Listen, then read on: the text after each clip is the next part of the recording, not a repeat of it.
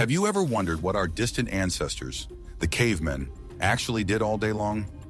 Forget romantic movies where everything comes down to a heroic mammoth hunt.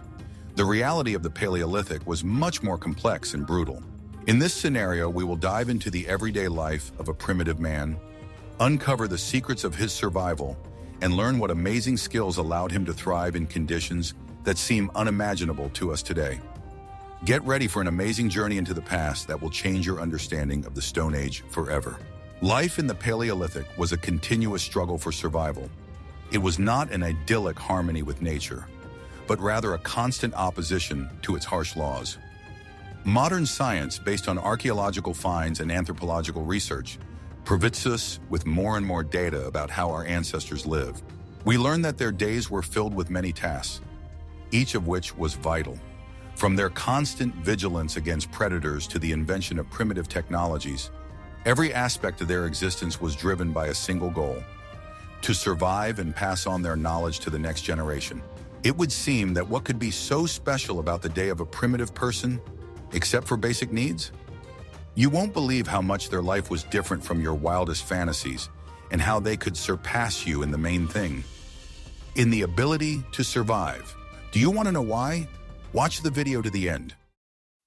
Primitive man's life in the savannah 50,000 years ago began with minute-by-minute vigilance. The world around them was filled with deadly dangers, and the main one was predators. The Paleolithic landscape was populated by fearsome beasts, such as packs of spotted hyenas, which could pose a serious threat even to adult hominins. An even more terrifying opponent was the extinct short-faced hyena, Kupachikrakura. With its impressive size comparable to a lion and incredibly powerful jaws, it inspired fear in all living things. A meeting with such a giant left almost no chance. In addition to hyenas, lions, leopards, wild dogs, and other carnivores were a constant threat, and their presence always kept the ancient people on their toes.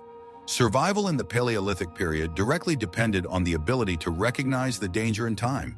Primitive people were constantly on the lookout, keenly listening for the slightest changes in the sounds of nature and looking for any suspicious movements. Their senses were incredibly sharp, and their knowledge of animal tracks and habits allowed them to avoid many deadly encounters. As anthropologist Clint Genolicios pointed out, the skills of tracking and understanding animal behavior were formed in hunter-gatherers from very early childhood, becoming an instinctive part of their existence. Evolution gave the first humans a keen sense of fear of predators, which was absolutely justified in a world where they were constantly in the role of potential prey. Every shadow, every broken twig, and every bird call could carry a harbinger of a deadly threat, requiring an instant assessment of the situation and quick decisions. Do you think you could get through a day with such sensitivity? What you learn about our lost skills will make you question your own ability to survive in the world. Keep watching. Life in the harsh Paleolithic world was largely determined not only by physical strength, but also by a deep understanding of the environment. Hunter-gatherers were an integral part of their world, and their lives were closely linked to the rhythms of nature. Their awareness of the surrounding environment was developed to an incredible level, which is in sharp contrast to the absent-mindedness of modern man. Primitive people had an amazing ability to notice the smallest details: the trace of a broken branch, a barely discernible paw print on the wet ground, the song of a particular bird. All this could carry important information. Their ears were tuned to the subtlest nuances of forest sounds, allowing them to distinguish the safe rustle of leaves from the alarming growl. Knowing the tracks, sounds, and behavior of animals was a matter of life and death for them. They could tell the type of animal, its size, its sex, and even the time it had passed by just by following the trail. Modern humans accustomed to relying on technology have lost much of this fine-tuning of their senses. As anthropologist Clint Genolicios aptly points out, the most lost skill for survival is not any single method or ancient craft, but instead the loss of a culturally and generationally developed subsistence pattern for a particular environment. Entire generations passed on this knowledge, forming a deep understanding of the interrelationships in nature. The other most important skill that Stone Age people perfectly mastered was making fire. Contrary to popular misconception, making a fire by rubbing two sticks together is not an easy task. This is a real art that requires a deep knowledge of the properties of various types of wood the ability to choose the right tinder, and the possession of a well-honed technique. It is necessary to take into account the humidity of the air, the pressure, force, and the speed of rotation. As anthropologist Brian Fagan points out, Ice Age humans developed improved fire-making techniques. Fire was not just a source of heat. It provided protection from predators, allowed food to be cooked, making it more digestible and safe, and also illuminated the darkness of the night, driving away fears. Have you ever wondered what our ancestors ate when the nearest supermarket was tens of thousands of years away? The answer will change your idea of ancient fast food. Even if primitive man managed to avoid immediate threats from predators and bad weather, he was inevitably faced with the question of finding food and water. Unlike in the modern world, where food and water are available at any time, in the Paleolithic, their extraction was a difficult and often dangerous task. Hunting required extensive knowledge, patience, incredible physical fitness, and most importantly, effective weapons and coordinated actions. For a lone man with no spear, bow, or arrow, and no idea of the habits of wild animals or the terrain, the chances of getting big game were slim to none. It was necessary to know what animals live in this area, where they graze, how they move, when they have a breeding season and migration. It was necessary to be able to sneak up on prey, use natural shelters and camouflage. Archaeological finds, for example, in eastern France, indicate that hunting large animals in the Paleolithic was often collective in nature. People formed groups, used fire and knowledge of the terrain to drive migrating herds of wild horses and reindeer into narrow valleys where I could be safely and relatively easily killed at close range. Such coordinated actions required complex social organization and the transfer of knowledge from generation to generation. An equally important aspect of survival was gathering. Studies show that the diet of early hunter-gatherers was surprisingly diverse and included many plant species. However, determining which of them were edible and which were deadly required deep knowledge, passed down by word of mouth from parents to children. The slightest mistake could cost him his life. For example, the seeds of the attractive-looking jaquarity plant. Jaquarity contain one of the strongest known plant poisons, the protein abrin. Scientists studying the remains of ancient people who lived in what is now Israel about 10,000 years ago have found evidence of eating up to 55 different plant species. This shows how well primitive people knew the flora around them and how skillfully they used its resources. Finally, the search for water is another urgent need, which in the Paleolithic was a serious problem. Clean drinking water was far from universally available, and primitive people had to have knowledge about where to look for sources, how to distinguish safe water from contaminated. Water bodies could be contaminated with pathogenic bacteria and parasites that can cause serious diseases and even death. But what if I said that the worst threats were invisible to the naked eye? And most of the diseases we suffer from now came straight from the Stone Age. If you want to find out why, watch the video to the end. In addition to the obvious dangers of large predators in a hostile environment, primitive people were constantly threatened by invisible forces that could undermine their health and shorten their life expectancy. These hidden dangers included not only diseases and parasites, but also other factors that were invisible at first glance, but were of great importance for survival. The Paleolithic world was full of microscopic enemies. The lack of developed hygiene and basic sanitary standards created an ideal environment for the spread of pathogens. Drinking water from unverified sources, contact with untreated meat, and lack of waste disposal methods contributed to infection with various infections. Primitive people did not understand the causes of these diseases and did not have any means to combat them, except for their own strong immunity, which, however, could not always cope with new or particularly aggressive pathogens. Genetic studies confirm that many diseases characteristic of modern humanity have their roots in the deep past. Our ancestors, who lived tens of thousands of years ago, already encountered various viruses and bacteria that could be transmitted through insect bites, dirty water, or contact with sick tribesmen or animals. For example, the analysis of ancient DNA found in Africa and other regions allows us to identify traces of these microorganisms, reminding us that the fight against diseases has been an integral part of life since the appearance of humans. Parasites also played a significant role in the life of primitive people. Internal and external parasites could weaken the body, causing various diseases and making a person more vulnerable to other threats. Under-processed food, contact with animals, and lack of personal hygiene have all contributed to the spread of these invisible lifemates. Other factors can also be attributed to the invisible threats of the Paleolithic. For example, the lack of a balanced diet could gradually undermine health. Although the diets of hunter-gatherers were often quite varied, periods of starvation or lack of certain nutrients may well have occurred, weakening the body and making it more susceptible to disease. In the harsh world of the Paleolithic, where wild laws of nature reigned, primitive people were constantly faced with the need to protect themselves from the merciless forces of nature. Unlike us, they did not have the opportunity to take shelter in warm homes, put on multi-layered clothing, or modern technologies to create a comfortable environment. The lack of basic protection from cold, heat, wind, and rain was one of the most serious threats to their survival.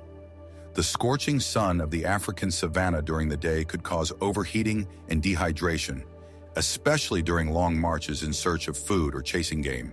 As night fell, temperatures plummeted, and without warm clothing made from animal skins, people were at risk of hypothermia, especially the elderly and children. Strong winds could be bone-chilling, and sudden downpours could quickly drench to the skin, which combined with the cold increased the risk of diseases many times over. In the face of these natural disasters, primitive people were forced to find ways to protect themselves using the natural resources available to them. One of the first and most important steps was to use the skins of dead animals. After a successful hunt, the hunted animal not only provided food, but also served as a source of material for creating primitive clothing. The skins, dried in the sun and worked with stone scrapers, became the first kind of cloaks and capes that were supposed to protect from wind and cold. Over time, people have learned to sew together pieces of hide with animal tendons or strong plant fibers, creating more tightly fitting clothing, such as similar pants and jackets. In addition to hides, other natural materials were also used.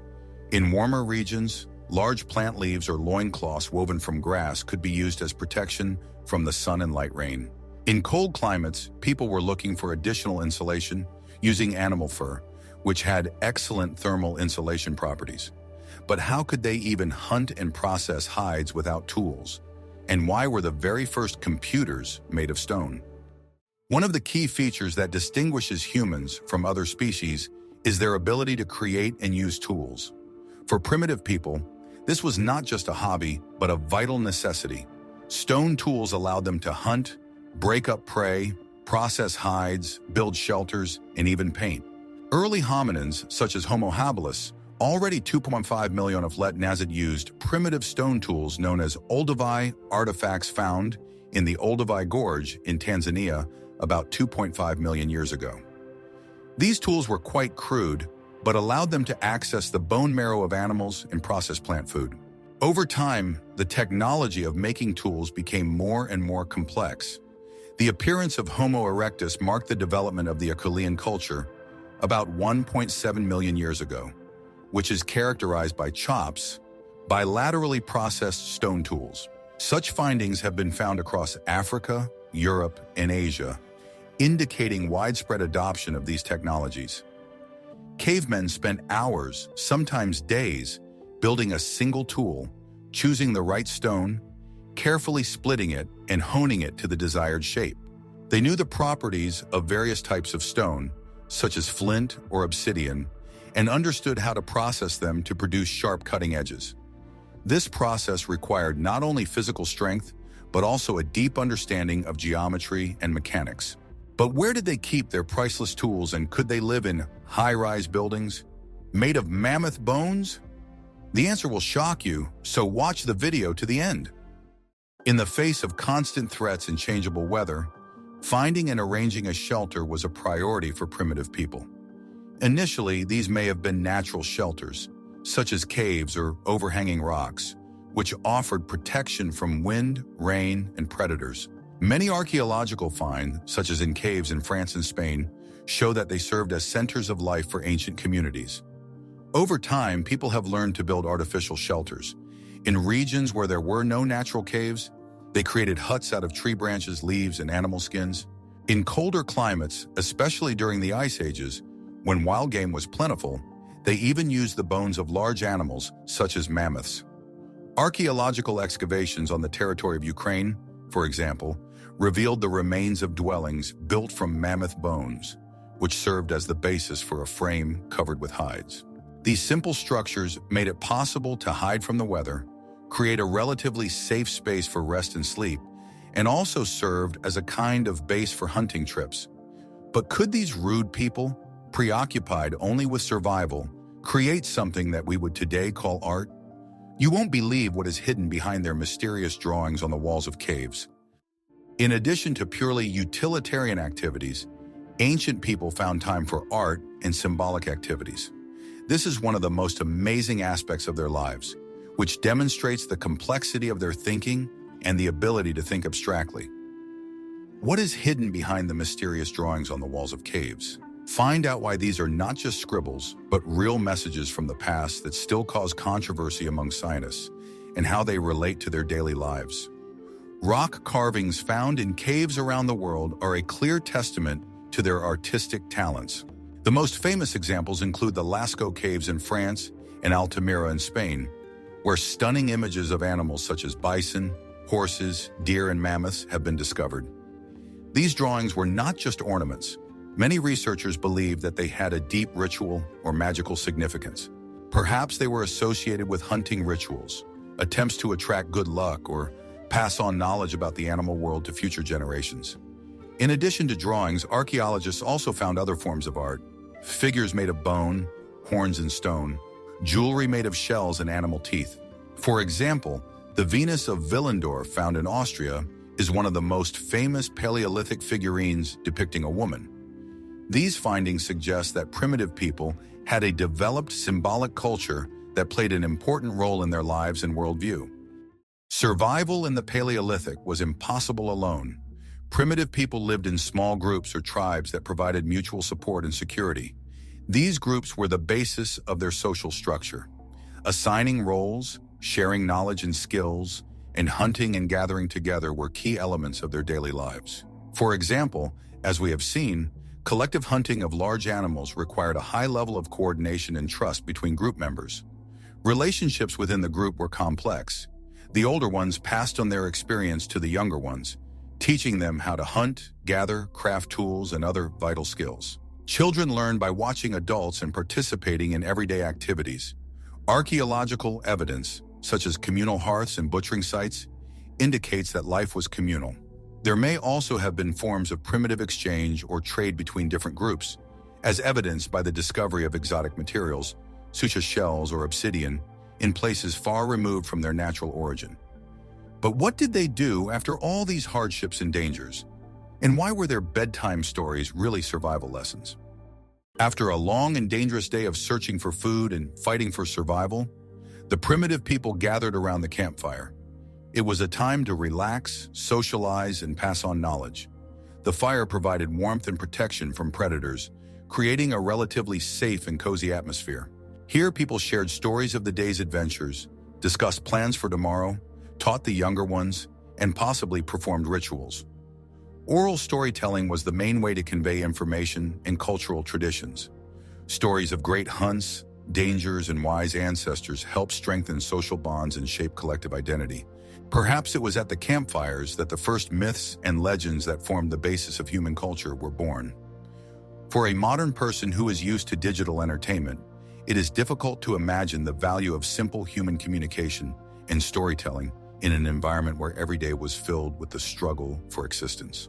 However, it was these moments of relaxation and sharing stories that were an integral part of ancient people's lives, allowing them to recuperate and maintain their spirits. So, we have considered only a few of the many aspects of the life of primitive man. Their days were filled with constant struggle, ingenuity, and amazing adaptations to harsh environments. From the immediate threats of predators to complex social interactions and the creation of the first works of art, every day was a lesson in survival and a triumph of the human spirit. These people, who lived tens of thousands of years ago, were incredibly resilient and resourceful. They learned how to make fire, build shelters, hunt wild animals, find edible plants, and face numerous dangers using only the most primitive tools and their own ingenuity. Their lives were filled with challenges that seem unimaginable to a modern person who is used to comfort and technology. Their struggles and triumphs are an incredible legacy that they have left us. To learn even more amazing facts about our ancestors and other mysteries of history, be sure to subscribe to our channel and do not miss the new videos.